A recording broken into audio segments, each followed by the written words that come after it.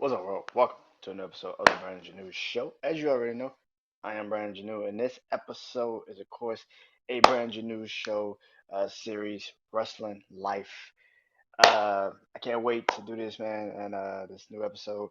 But before I get into all that, man, go follow me on YouTube. Subscribe to my YouTube channel, Brandon Janeau Show YouTube channel. Also on podcast platforms, Brandon Janeau Show, all podcast platforms. BrandonJaneauShow.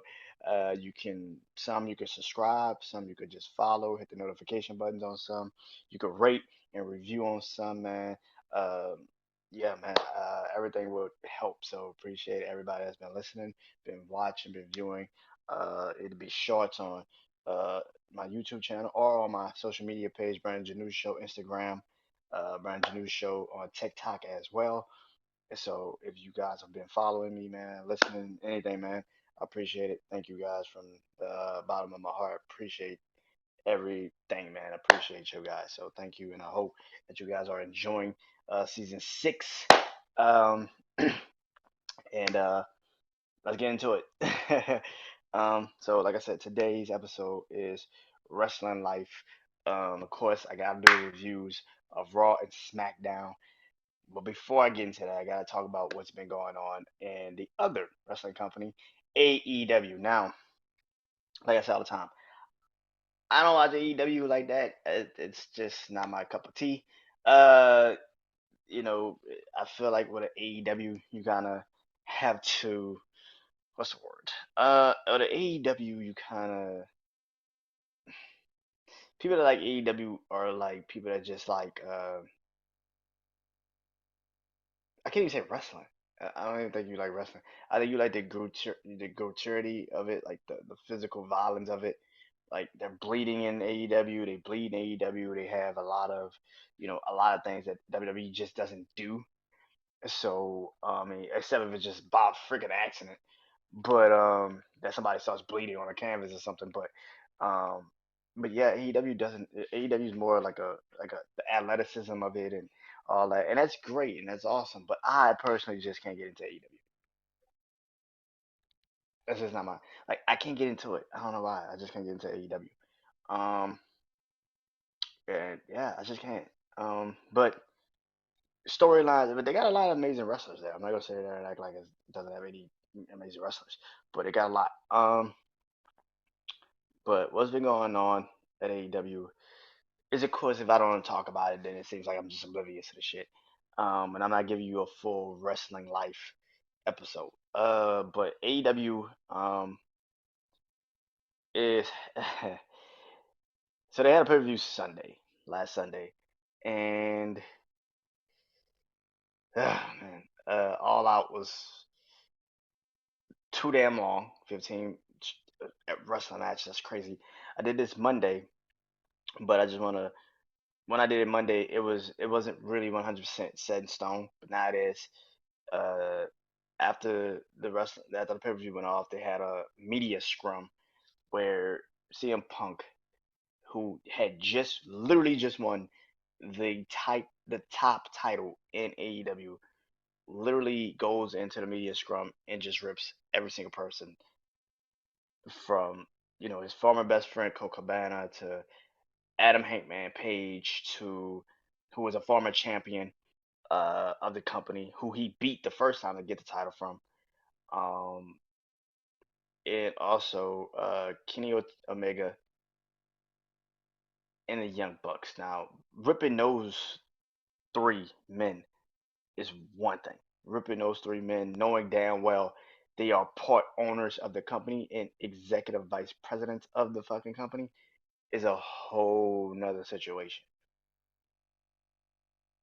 The craziest thing about this is, and this is why people say you cannot put AEW in the same boat as WCW, but the ownership, you can. I don't think Tony Khan is a is an owner of a company. Like to me, I said this Monday. I feel like Tony Khan is just the money. Like they needed somebody to invest in a company.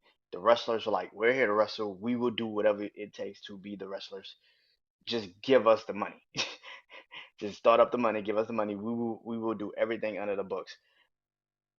And it's just to me right now, man. It's just I'm starting to look at this right now, and I'm saying to myself, I don't see how this is a good idea for Tony Khan, man. Like I said Monday on my Instagram live about this. With Vince, even we could complain about Vince, but you knew Vince was the guy. He was the last voice of reason at the company. That was it. I mean, he got rid of wrestlers just because they didn't see each other eye to eye on creative. So you know Vince is running the company. For bad or for good, he was running the company. Now it's Triple H's turn to run the creative side of the wrestling. Um, but you know who's in charge. In AEW, we say Tony Khan, but I don't really know if it's Tony Khan. I mean, you just strip and suspend your executive vice presidents, but that's more so of a repercussion because they got into a fight with CM Punk. Like, so it doesn't it's a yeah, I don't know what AEW, but they strip everybody of their titles. CM Punk, and people don't know if CM Punk is done with AEW, if he's just not going to come back to the company, or if he's going to come back after his suspension, because reportedly he did tear his shoulder. They don't know if it's his pec or his tricep or whatever, but he tore his shoulder. Um, so he's out for at least 8 to 10 months with that injury. Um, but yeah, uh, and also like I said, the Young Bucks and Kenny Omega is suspended as well, who just won your first ever trios championships. It's a mess at AEW. Let's just get that out the way. So what they did is just say, you know what, we're gonna first match. It was already a 6-man tag match. Let's just give whoever wins this match the belts. Cool. Another thing about AEW I don't really like, and I'm gonna probably address this. Maybe I should address it right now. I don't like all the fucking titles. Like, that's too many fucking titles on AEW, dude. Like, we could complain about WWE, but at least we know with WWE they have a particular set of titles that we know is for the brand. Raw has well, Raw needs to get, which I'm gonna talk about later, also in this episode. Raw needs to get a top title, but they have the United States Championship, which is on Bobby Lashley. They also need to get tag team titles, but you can say Usos are on both shows because they do work both shows. Um, but they have a Raw Women's Champion. We know that. SmackDown has Roman, who is the undisputed champion. Same thing with the Usos tag team titles, but the Intercontinental Champion is Walter. Well, Gunter, if you want to say it like that, but it's Gunter. And the Women's Champion is Liv. So we know what particularly uh is going on in WWE. We know the titles, we know the brands, even in the NXT situation. You know, we know they got an NXT champion. We know they got an NXT Women's Champion. We know they got an NXT Tag Team Champions. I don't really know what they're doing with the women's tag team titles in NXT, but they also have a North American Championship, which is kind of like the Intercontinental and the Intercontinental and the United States for NXT. Whereas, like, you're not ready to be the guy yet, but we're gonna give you this title to make you feel like, hey, when I'm ready to jump up, I can take that title from you when I feel like it. So yeah, but in AEW, it feels like they just got a bunch of titles that don't really mean anything. Like, outside of the AEW championship, that might be the only championship that actually matters in the company. Because the rest of the titles, the TBS and the TNT and the fuck are these titles? Like, I don't even know what the fuck that. Like, that's not real titles. It's not real titles. I'm sorry, it's just not real titles. Like, it's not real titles. You got a North American title, and it's not North Atlantic Pacific titles, shit like that. It's like, what the fuck? What is this?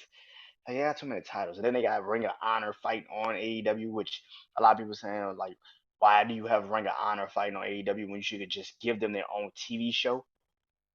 Which, by the way, I don't think AEW should already. I think AEW what's up show on Friday nights, Rampage. Just make that Ring of Honor. Just make that Ring of Honor. It just doesn't make any sense to have AEW Dynamite it in a Rampage where a lot of your people probably won't work Rampage. It's only an hour show, so you might just give that to Ring of Honor, AEW Ring of Honor or some shit. I don't fucking know what you want to call it, but you need to give that shit just to Ring of Honor. But yeah, AEW right now, a lot of people are trying to say, they like how Tony Khan is actually handling the situation, but he really isn't. AEW's got a problem. This is what I felt. I felt like putting CM Punk back in the title match against Jon Moxley, even though they're gonna have a longer match and it's probably gonna be a better match, which it was.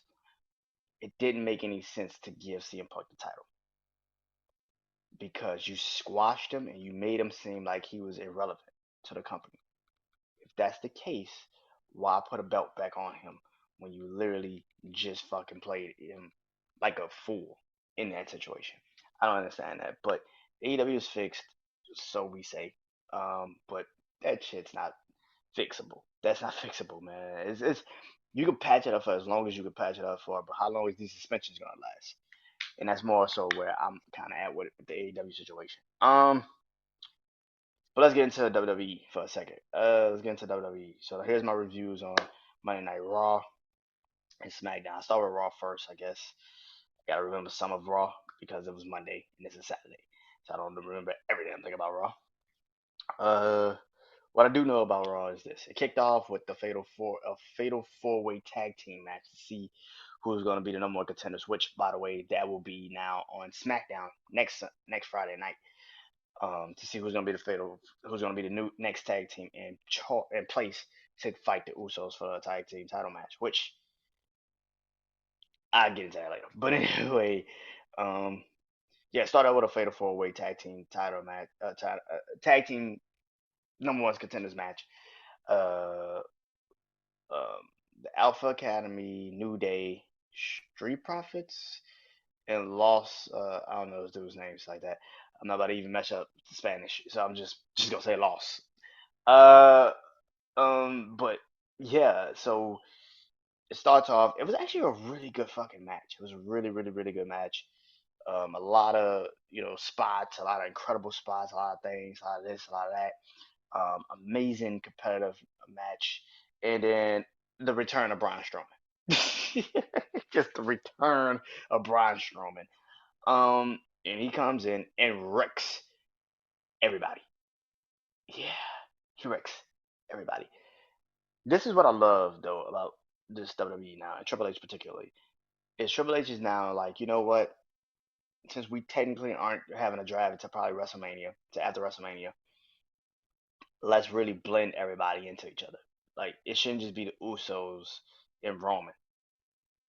The Usos are tag team champions of both, the undisputed tag team champions. So let's put the best SmackDown teams versus the best Raw teams, and let's make it happen. And I like that idea. It's a pretty smart fucking idea because it's like you don't want to make it seem like you don't have anybody fighting the Usos for the fucking titles. Now, do I think the Street Profits should win this Fatal Four Way next Friday? I mean, do you want to see another Street Profits Usos match? I would love to see it, but it's also like I would love to see the Usos versus the New Day. I can never get tired of those matches. But maybe we do need to give a new tag team a new opportunity. And I mean, if you have been using Alpha Academy like you've been using Alpha Academy, why would you not put them into the conversation and let them fight the Usos, which I think will be more compelling because we've never seen the Usos versus Alpha Academy. I think that'd be really fucking dope. But the match, like I said, got derailed by Braun Strowman, which we will see fatal for the fatal four-way tag team winning the market to the match next Friday. Braun Strowman is the main thing. He did come back. He is back in WWE.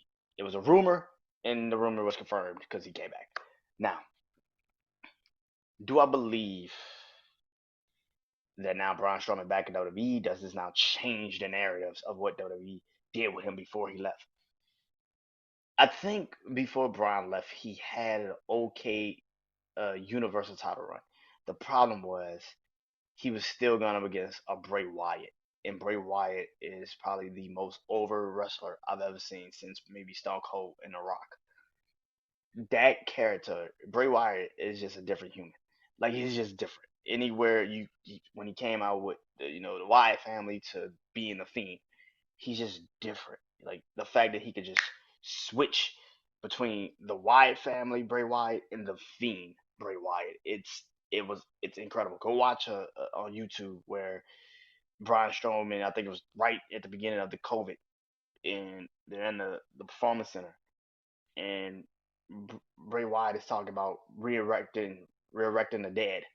You know, and Braun Strowman, sorry, excuse me, but Braun Strowman comes out and he's in a ring. He's got the Universal title, and he said, I wasn't lying about re-erecting the dead, right? I wasn't playing about that, right?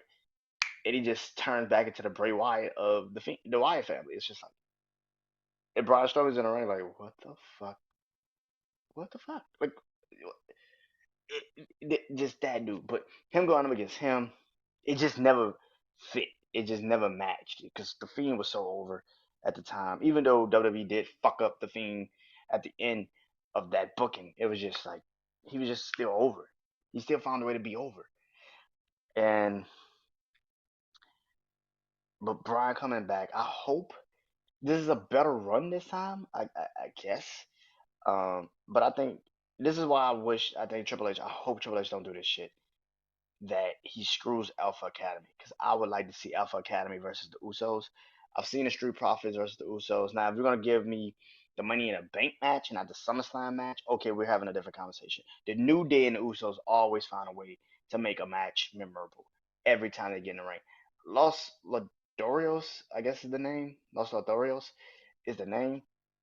I don't really know how they fit this match. I mean, yeah, I guess, probably, but I don't know. I don't know about that, but yeah, I mean, it'd be a pretty dope match, but I still think, I would like to see the Usos and the Usos versus um Alpha Academy. That's just my opinion. I would like to see that. Then it goes into what it goes into. Like I said, Raw was so goddamn far long ago. I can't even remember what the fuck happened on Raw. I would like to say Damage Control came out, Bailey and her faction, and Bianca came out by herself, which again, like I said on the last episode that I did, I think Sasha and Naomi should come back and be a part of this rivalry before they jump into the tag team title matches because it makes no sense. And you could build that at least until WrestleMania. Now, whenever they come back, that'd be a dope situation. We shall see. But for me, man, I would love to see Sasha and Naomi team with Bianca. That'd be dope as fuck. That'd be so dope. But Bianca comes out by herself. No Oscar, no Alexa, just her by herself. And pretty much just tells them to them to their face, like yo, like Bailey, you want a title match? Let's run it. Let's go. Let's fight right now. Let's get it going. And Bailey, being who Bailey is like I already beat you. I don't need a title match. When I want my title match, I get my title match. And I like that. I think that's a really smart idea. Now, do I think they rush it and do it at Extreme Rules? I don't know about that. Do they do it at Survivor Series? They can't because it's still supposed to be a brand versus brand situation. I'm assuming as Survivor Series. So what do you do? TLC? No. You do it at the Royal Rumble, and that'd be a pretty interesting thing because then Bianca maybe could jump into the Royal Rumble match if she loses to Bailey. But I don't know when but my thing is like you do it at Extreme Rules because there's no other reason why you would take the title off of Bianca until WrestleMania. Like it doesn't make any sense. So if that's the plan is to have Bianca versus Bailey at WrestleMania, that's a long storyline you gotta pretty much drag out. But but let's say Bianca drops the title to Bailey before then, and she's trying to now get her title back, like she did like with Becky a couple years ago, like last year when she dropped it at SummerSlam, she got it back at WrestleMania. Do you drop it at Extreme Rules to Bailey?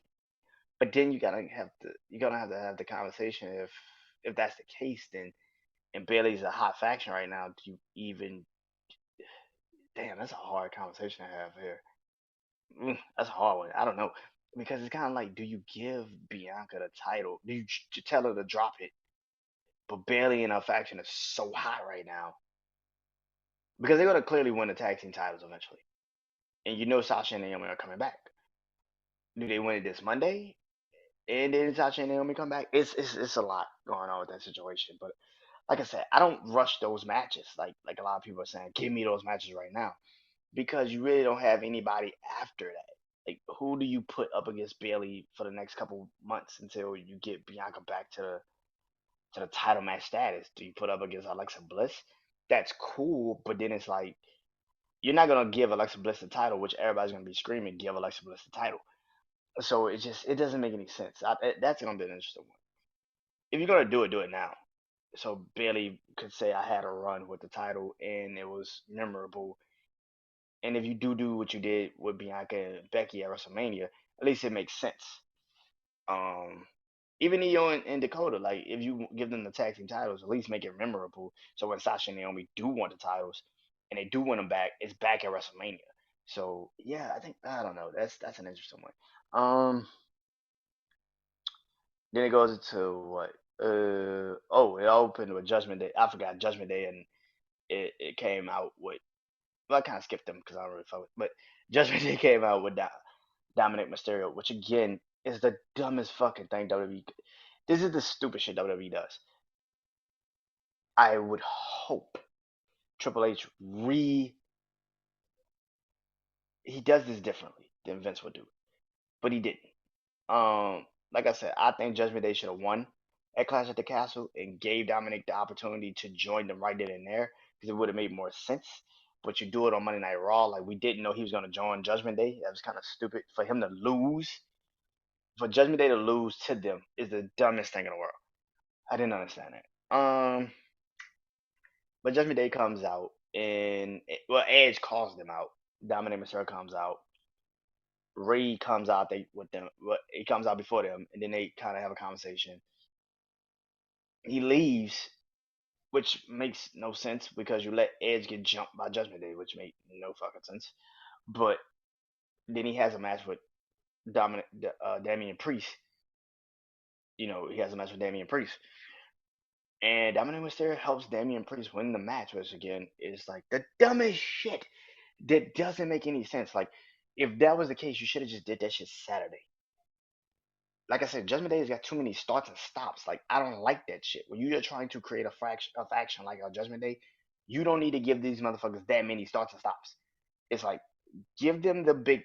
You're gonna give them either the big push or just break them the fuck up. Like I don't understand that shit. You added Dominic Mysterio, like I said, doesn't add an extra element to this damn group because we don't really know what this kid is yet. Still, the jury's still out on this kid. We don't know what he is. But they kind of injured Edge's leg, and now this Monday is supposed to be Dominic Mysterio versus Edge, and he's gonna probably win that match. I would personally give him that match because he needs that match, and they need that match as a fraction. Now, does Ray get involved? That's a whole different conversation. Now, does he get involved? Maybe, but it's like only because he's just trying to stop his son from doing to turning more into a bad guy. But it's kind of stupid. Um, yeah, this storyline is stupid. I'm gonna be honest. I just don't like this storyline. It's very dumb. It would have been saved if you would have gave Judgment Day to win at Clash of the Castle to me, because them beating now Ray and Edge up, it just makes it seem like that's what they're supposed to do. It's 4 against 2. That's what's supposed to happen now. But it would have been way more obvious and better if you would have just gave them the win at Clash of the Castle, because now it's like, okay, we really are fucked. But it's I don't like the storyline. I don't like it. It's stupid. It's ran its course. Like it's over. Like if they injure Edge, take him out, and then they injure Ray, like I don't want to see this shit at WrestleMania. It's over. I don't really care that much about this storyline. It's kind of stupid and it's done, and I don't really care about it. I mean, people could get added, but it's just this storyline stupid. It's done. It's stupid to me. It's very very stupid to me. Um, Also, Theory comes out and cuts a promo also, which was interrupted by Kevin Owens. Yo, I'm I need people to understand something. Vince McMahon did not know what to do with Kevin Owens. The man he let beat John Cena the first time on the main roster at a pay per view. That man, he didn't know what to do with him. Triple H comes in and already has Kevin Owens as a prize fighter that at any moment could strike and take titles away from anybody he sees fit. This is different. This is what we've been screaming about certain people. You don't have to do a lot. Just let them beat them. Get the fuck out the way. Stop being so goddamn creative and just let them be them because that's the creativeness of it all. He comes out, interrupts Theory. Him and Theory goes into a promo. And then Kevin Owens and Theory fight. And he beats Theory. Which again, this is why I say, please take the money in the bank briefcase off of Theory. It makes no sense to have this kid with the money in the bank briefcase if he can't beat Kevin Owens. If he can't beat Seth Rollins, Riddle, Roman Reigns. If he can't beat any of these people, why the fuck does he have the briefcase? If he can beat him cleanly, why the fuck does he have the briefcase? Does anybody fucking know? Probably not. But this is the thing about WWE under Vince and WWE under Triple H. The wrestlers are more obvious. Like this is the obvious things to do with certain people. Kevin Owens, Sami Zayn, like guys like that. It's so goddamn easy and obvious. Just give them the goddamn. Just give it to them. Just let them run, man. It's man. This is man. And then of course, it closes out with the Miz versus Bobby Lashley, in a steel cage match. Um, eh, like the match was really just setting up Dexter Lumis finally getting his hands on the Miz, which is the more important thing, I guess if you want to say it like that. That's the more important thing. Dexter Lumis finally got his hands on the Miz that we all saw, and outside the kidnapping. Um, yeah, but I mean, Bobby Lashley still wins the title, keeps the title, great. Um, that's awesome. I'm starting to get to the point with the Bobby Lashley run of the US title. It's like I think we need to get rid of him. I think we need to get rid of the title on him. I think we need to give it to somebody that can actually because it's like the matches that they're trying to create for Bobby Lashley isn't even real matches. It's like just shit that he can physically just already do. Like the fact that they hurt his arm in a match, but he never played like his arm was really that hurt. That to me didn't sit right because it's like, bro, you're gonna play like your arm is hurt. Like if they really did all this damage to your arm, make it feel like they did damage to your fucking arm. And he never in that match the entire time. It never seemed like he felt like it was really in danger. Like he never felt like he was really in danger of losing the title. And that to me is like, then what the fuck you had a match in a steel cage for? Like, it didn't even feel like he was in danger to lose the title. Like it didn't make any sense. It didn't make any sense. And I'm like, yo, this shit didn't make any sense. It didn't make any fucking sense. He wins the match, but like I said, I like Bobby Lashley, but I like him as a like the WWE champion. I don't like him as the United States because it just makes it seem like, and him as a face sucks. Am I the only person to realize that? Like him as a face sucks. Him being a good guy sucks. He needs to be the ass kicking Bobby Lashley, the Almighty. He needs to get back with the with MVP. They need to probably do bring back the Hurt Business because this motherfucker as a face, it sucks, man. Like, am I the only one to realize that? Like, he sucks as a good guy. Good guy. Like, this isn't like Bobby Lashley in 2006. Like when he first got to WWE, like he was ECW champion fighting Umaga at WrestleMania. Like this ain't the same Bobby Lashley. Like he did great as a fucking heel champion. Like it was the best I've ever seen him be professionally. And he sucks as a US champion right now.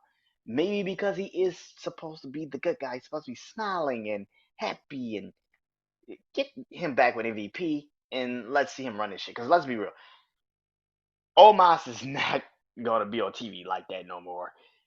And MVP's too valuable to not have as that guy. So that's my mindset. All in all, Raw, it's still number two. Like they're the number two show. Let's get this shit out the way. They're the number two show. It's not even close. Uh, yeah, they're the number two show, man. Compared to SmackDown, they're the number two show. All right, now let's get into SmackDown. Speaking of the number one show, SmackDown. Um, SmackDown don't miss, man. I don't know what the fuck it is with SmackDown, but them bitches don't fucking miss. Starts off out the gate on SmackDown with literally the best fucking match I've seen in a long time between. And by the way, I'm going to do my top five matches, top five matches of 2022. I got two already, but oh shit, there've been a lot of good matches in 2022 for me, so I might have to do 10. But I'm gonna do my top 10 uh best matches in 2022. Uh, and that's of course going to be at the end of the year. I'm not gonna do it now, but at the end of the year because there's still a lot of pay-per-views, still a lot of matches to go. But definitely, I already have like Sheamus and Walter. I don't know where it's coming in, but it's damn sure in the conversation. That in the Seth Rollins and Cody Rhodes WrestleMania match, or the Hell in a Cell. They got like two really great matches, but I'm gonna have to figure that one out. But and then of course Roman and Drew and Roman and Brock. Like there's been a lot of great matches, but I'm gonna figure out. But definitely that's coming soon at the end of this year. I don't know where any of these matches might land. They might not even land on the list at all, compared to what I feel. So that's definitely coming at the end of the year. So be on the lookout for the Wrestling Life top 10 uh, best matches of the year list. That's at the end of this year. So you have already been hurt. That is the first thing. But getting back into it, Imperium is back and they freaking opened up SmackDown with a six-man tag team match against the what is their name? The Brawling Brewers or something like that. Between Sheamus, Pete Dunne, and Rich Holland versus the versus Imperium. And they brought back pretty much what the Clash of the Castle was. And I personally thought this match would be at Extreme Rules, but it happened right then and there. And plus, I also thought it'd probably be like a little bit of a disqualification, so they could really have it at Extreme Rules. But Imperium run this cleanly. But at the end of the day, man, this is six of the hardest hitting motherfuckers in WWE. A lot of hard hitting, a lot of physical fighting, and this is why this rivalry might be the best fucking rivalry right now in WWE. Like this might be the best rivalry between the Brawling Brutes and Imperium. This might be the best rivalry. Like it really might be. The fact that you got now P Dunne and Walter, who if you don't know, P Dunne was the longest reigning champion in NXT UK history. I mean shit, maybe in NXT history. 600 and some days as the UK champion until he lost to Walter, who is Gunter now and the Intercontinental champion. So that's already history into that, and Imperium helped him with that rivalry. So yeah, yeah. Rich Holland, who was a hard hitting person in NXT, I think he got caught up a little bit too fast, but that's just me. Um, but um, but yeah, him too. And Sheamus is just that guy, man. And I'm very goddamn happy that Sheamus is starting to get that love again. Because Sheamus has kind of been with like a Cesaro type. Like unlike Cesaro, Sheamus has actually been a champion. He's been the face of the company before, but it's just like now it's kind of like okay, they're really again pushing this man again, and that's a beautiful thing. Um, but yeah, I liked the match. I thought the six-man tag was incredible. Like I said, I would love to see it at Extreme Rules, but I got it at on SmackDown, so I'm not complaining at all that I got it at all. That I got that damn match. Anyway, it goes into um then it goes into another match, the women's tag team champions, uh, Raquel and Aaliyah versus Toxic Attraction, NXT. I think they're gonna get called up eventually. I do think Toxic Attraction. Maybe they're gonna get called up in the draft. I don't think they're gonna get called up right now because they still got Mandy Rose with the titles, but they're gonna get called up in the draft. I think all three of them are gonna get called up in the draft, uh, and they're gonna go to SmackDown. But that's after WrestleMania, so they got a long road. But I like how Triple H is now starting to put NXT more now on TV, and not just on NXT. He's actually bringing them to the main roster and letting them get the feel of the main roster. So when they do get called up, they're not rookies. They actually have been in the ring with these people before, so they know how to go strength to strength, match to match. Like they know how to do this. But I like how he's doing this. And of course, the women's tag team champions won. They got to keep building them up because they're about to fight Io and Dakota Monday night. Should they lose, we shall see. I personally don't think you should let them lose, especially not on Monday Night Raw. It's too weird. I think if you're gonna push this situation, at least push it to Extreme Rules, then put them in a title match, and then let them lose. Um, but yeah, um, then there was another. It was an 8-man tag actually. Well, I'm fucking up. Before the 8-man tag, there was the now introduction. The now officially, he is officially a part of the bloodline. Solo Sankara is officially a part of the bloodline. His brothers welcomed him in, the Usos. I gotta just say, Rikishi cursed his kids. Good God. I thought me and my siblings look alike. I couldn't tell none of them motherfuckers apart. I could tell none of them motherfuckers apart. I'm like, these outside of maybe because of the hair is blonde, that's the only reason why I could tell Solo Sakura apart from Jimmy and Jake. Yes, but if his hair was like they had, oh my god, bro, I'd be like, who is he not a third? Like he's gotta be that's gotta be triplets. They gotta be triplets. Like I would have been like, this motherfucker triplets. Like there's no way in hell that's their younger brother. Fuck no, that go look at him. I'm like, go look at it. I'm dead ass serious. Rikishi cursed his kids. Lord, them all them motherfuckers look alike. God, like if it wasn't for the blind hair, would you motherfuckers know a difference? Let's be real. Would you motherfuckers know the difference? Maybe because of the tattoos, but other than that, would you know the difference? You barely know the difference between Jimmy and Jake. You telling me you would know the difference between Solo Sakara and them up? Come on, bro. Let's get that shit out the way.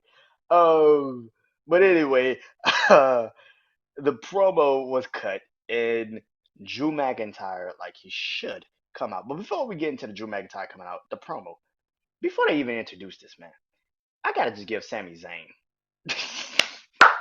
I gotta give Sami Zayn so much goddamn respect. This man here, man, is carrying the storyline. I'm getting to the point where I'm like, do you even want to bring Paul Heyman back? Do you bring Paul Heyman back after this storyline is done? Because I mean, Paul Heyman is there. Paul Heyman is actually writing SmackDown, so he's there. He's writing SmackDown, so he's in the back. He's actually there in the shows, but he's just not physically on camera right now because he's running SmackDown. But this is what I'm thinking. Like you gotta like think about this for a second. Think about this for a second. Do you even bring Paul Heyman back right now? Roman's not gonna be on TV. And Sammy and the Usos and Solo Sin Cara could clearly carry the storyline. They could carry the bloodline storyline without Roman. And Roman's not gonna be back until maybe Survivor Series. So do you even bring Paul Heyman back until Royal Rumble?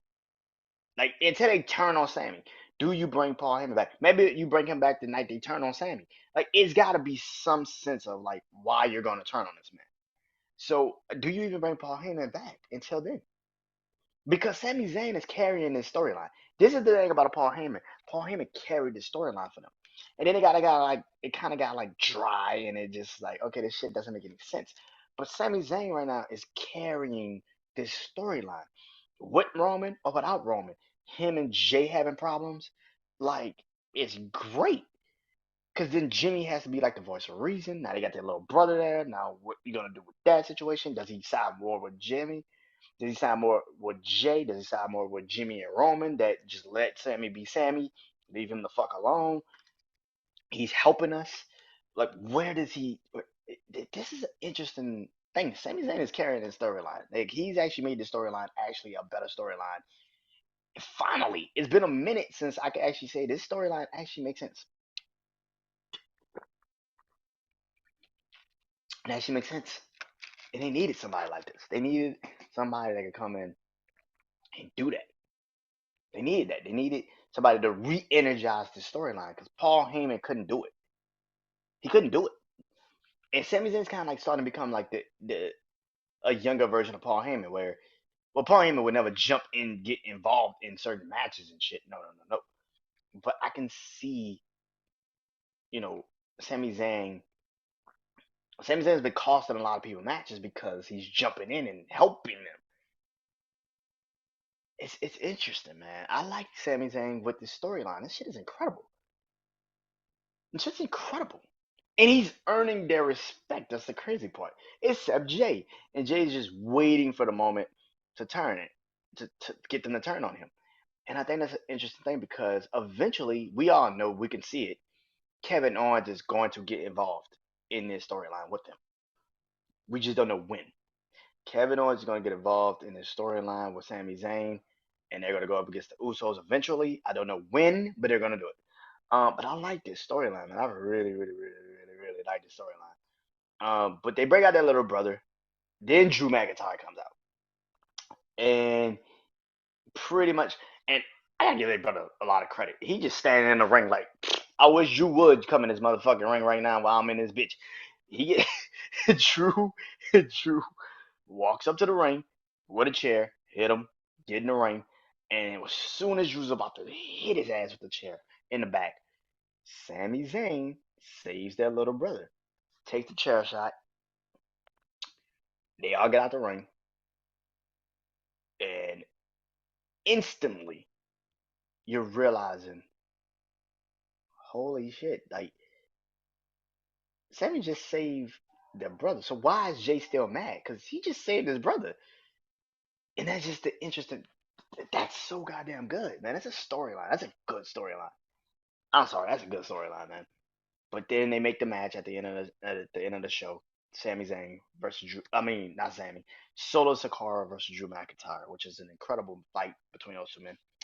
Um, but before that match, there was a match, the 8-man tag match, where it was the Street Profits and Hit Row versus Los Sodoros. I'm fucking up their people's names. Lost and MMM. I don't know what the fuck that damn thing. Like the male Max Model some shit, which is the stupidest name. And I don't know if these motherfuckers then reach back into the time machine and peeled out Billy and Chuck with Rico. Like if anybody remembers that time frame in WWE with Billy and Chuck and Rico, it's like this is kind of what it reminds me of. It's like okay, this is just Billy and Chuck, Rico 2022 version. Like it's like this is just Billy and Chuck with Rico 2022 version. Like it's nothing different. Um, but and they're still pushing this shit. I don't know why, but they're still pushing this shit. But the Street Profits win. What they should have won, they should win. It's kind of obvious. Hit Row and Street Profits should win. Hit Row is starting to kind of get themselves established. I mean, everybody has this like this stupid ass rivalry before they really do pop off and go do bigger shit. But this is um, but and then it goes into Alpha Academy coming out there, which again mixing Raw and SmackDown, which makes sense. And of course, Street Profits and Alpha Academy are going to be in the Fatal 4-Way match next week to crown the number one contenders for the tag team titles.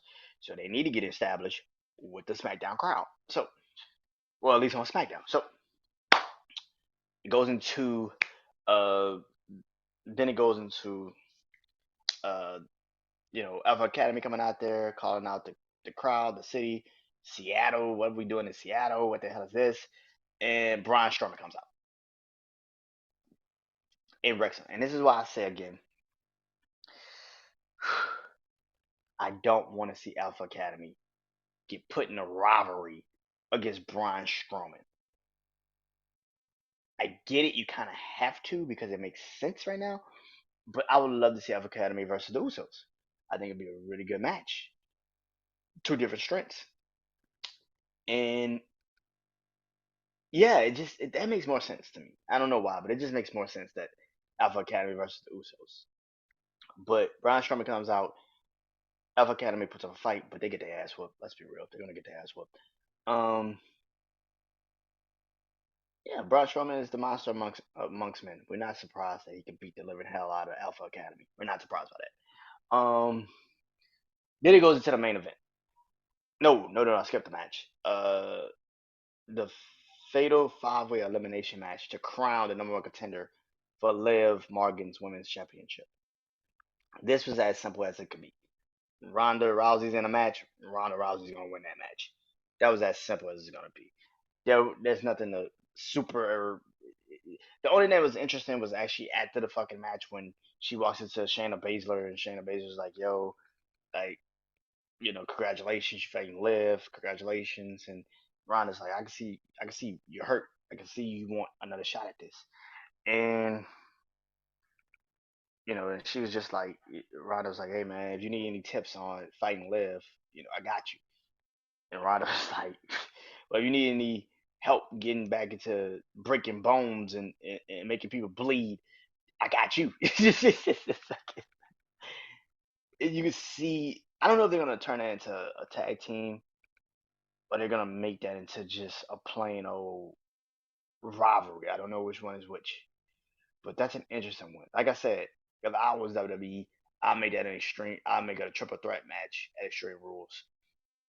But Liv wins, but at least we would now know Ronda and Shayna have more in common than we think, which would also make an interesting tag team to go up against Io and Dakota or Sasha and Naomi. So yeah, I don't know what they're gonna do with that storyline, but that's a pretty interesting storyline. That's a pretty interesting storyline. And then it goes into the main event, Solo Sakara and Drew McIntyre, and a really good match. Like I said, it's a really really good match. The bloodline surrounding the ring, like it's a lumberjack match. Um, and then it breaks down into a huge brawl outside, which brings out the Street Profits. Which again, this is why I feel like the Street Profits is gonna probably win a Fatal 4-Way match like next week because it makes sense to give it because they're still kind of like embroiled into a rivalry with the Usos, and it it's a really good match. Uh, but it ends in a no disqualification. Why did it end in a no disqualification? Because Karrion Cross finally decides to make his presence felt on Drew McIntyre and pretty much tried to choke his ass all the way the fuck out. And and and look, we already know this is gonna happen in Extreme Rules. Let's just make the match official. But what is it for? And I think it's gonna be to fight Roman eventually. And this is why I said what I said at the end of the last episode. I think if I was WWE, I would put Roman versus Seth versus Riddle, Drew versus Karrion. Both of those matches are number one contender matches. Seth and Riddle for the WWE Championship to fight Roman at Survivor Series. Drew and Karrion Cross for the Universal title to fight him at Survivor Series. Double title matches. At least you get one title off of Roman. Now that title go to Raw. It makes sense. The plan for WWE, I don't think WWE really truly knows what the fuck they want to do. And I think that they want to keep pushing Roman as the guy. And it's okay to keep pushing him as the guy, but I don't think he needs both titles to be pushed as the guy. That's the crazy part. He doesn't need both titles. If he loses one, he still is the other champion. And that's the thing. Like he was already the guy when he was the Universal title champion. Why the fuck do we need two titles? And now that you now hear, and now that you now hear, um, now that you now hear that the plan is to make Roman more of the clear cut generational fighter, best wrestler of this era. But here's the thing: he's gonna get respected more so because of Roman's not better than Seth. Roman's not better than Seth. Roman's not better than Kevin Owens. Roman's not better than yeah. He's not better than Seth. He's not better than Kevin Owens. He's not better than Cody Rhodes. He's not better than Kenny Omega. He's not better than Adam Cole. He's not better than. He's just not better. He's not even better than. He's not better than John Moxley. He's not better. Like he's just the company favorite, and that doesn't help in a conversation of he's gonna have the number, but nobody gives a fuck when you don't fight every day. When we don't really see you, and every time we see you, it's the same shit. So it's like, what the fuck are you really screaming about? He's the best what part timer that we've ever seen? Okay, great. He's the best part timer we've ever seen. But he doesn't deserve to be the face of the company when you don't fucking fight every pay per view. You're not on every show. You don't do everything that a lot of these guys are doing. And that's why I feel like them pushing him like they pushing him. And here's the thing. People I saw a lot of people say, well, Roman's supposed to get booed. He's a heel. That's what's supposed to happen. No, not like that. Like it's a difference between you getting booed and people starting to feel like you don't deserve to be the guy. That's the difference. Like back in the day when he used to get booed, a lot of people was like, "Y'all forcing him to be the guy." It's and now we're starting to get to the point where we're getting fatigued with him being the guy all day. It's like you don't be at the shows, you don't fight everybody, you're barely on TV, and when you do come to an arena, it's for like a quick 20 minutes. You sit in the back for most of that time, and it just yeah, I would hope Triple H would know that, and he would get to the point where he would be like, you know what? There's something about Roman. We can keep the Universal title on him, like I said, because he's that's the longest title he's had, and nobody's on SmackDown that you could really, other than Drew and Karrion, like those are not really any guys that you feel like could really beat him. But Raw, you know, Raw needs a title, and that is the fucked up part. It's like, what do you do? All in all, man, I don't know what happens with WWE right now.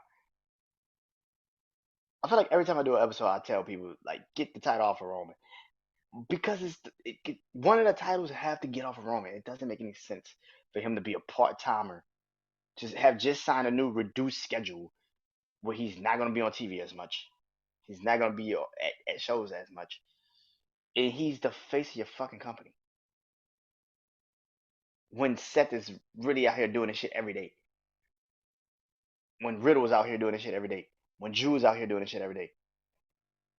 When Kevin Owens is out here doing this shit every day. When Karrion Cross is out here doing it. Sheamus, Walter. Like, why is he the guy again? Because he's The Rock's cousin? Because he's a part of a Samoan dynasty? Okay, but so is Jimmy and Jay, and y'all give them motherfuckers the WWE Championship, so why is it him? All in all, man, SmackDown was incredible. I will always give my SmackDown's always been one of my favorite shows since I was a kid because they just always knew how to put on TV, man. And same thing now, where SmackDown is starting to kind of feel like the 2002, 2003, 2004 SmackDown, where you had Eddie, you had Edge, you had Chavo, you had Ray, you had Kurt Angle, you had Chris Benoit. Like it's starting to feel like that. Brock Lesnar, Big Show, Undertaker, Booker T eventually. Like it felt like okay, this is different. SmackDown has always been the line of opportunities, and I wish it gets back to that, and I hope it does very, very soon. So, hope you guys enjoyed this episode, and I'll talk to you guys soon. Peace.